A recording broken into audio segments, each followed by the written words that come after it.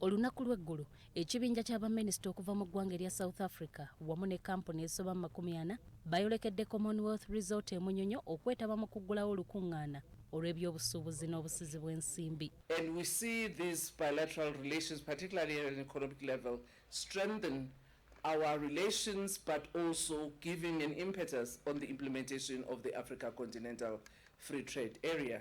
Olukungaana luno lumaze ennaku 2 nga luyinda n'ekigendererwa ekyokwongera ku nkolagana ya Uganda ne South Africa mu by'obusuubuzi, era olukungaana luno lwaggaddwawo Pulezidenti wa Uganda Yoweri Kaguta Museveni. Baminisita bano basoose kutuusa kulamusa kwabwe okuva eri Pulezidenti wa South Africa Cyril Ramaphosa, era ne beebaza Pulezidenti wa Uganda Museveni okubeera n'enkolagana ennungi ne Pulezidenti waabwe ssaako n'eggwanga lyabwe okutwaliza awamu. Ku baminisita bano kubaddeko ow'ebyobulimi Thokodidizza, Mondli Gungubele, Minisita w'ebyempuliziganya ne tekinologiya, Fish Mahlalela, Minisita w'ebyobulambuzi n'abalala. Mu bubaka bwabwe, Minisita Thokodidizza ow'ebyobulimi ategeezezza nti ensisinkano yaabwe basuubira nti yegenda okubeera emmanduso okwongera okunyweza enkolagana y'ebyenfuna mu mawanga ga East Africa ne South Africa.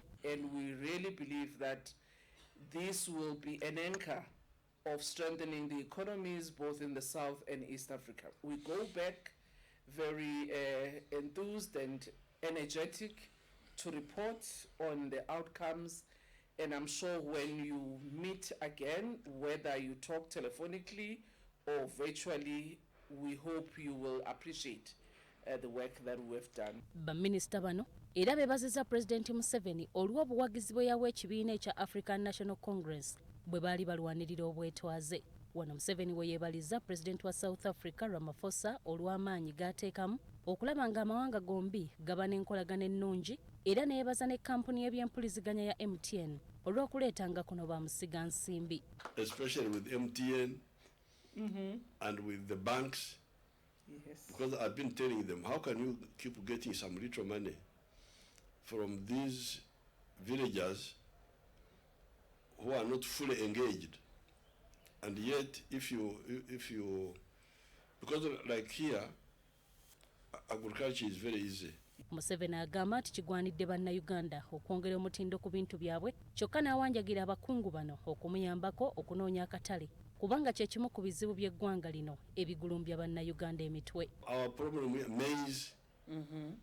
So our problem is market. So when I go to Europe and I hear people want to give aid to Africa, we don't need aid, we need market. We need money. Olukungaana luno lwetabiddwako Minisita Ombeezi w'amakolero ne bamusiga nsimbi Evelyn Anite, John Mulimba, Minisita Ombeezi w'ensonga z'ebweru, His Excellency Lulu Zingwana, Ambassador wa South Africa e Uganda, His Excellency Paul Amoro, Ambassador wa Uganda South Africa n'abalala. Nga tweyongeddeyo n'Ageesigika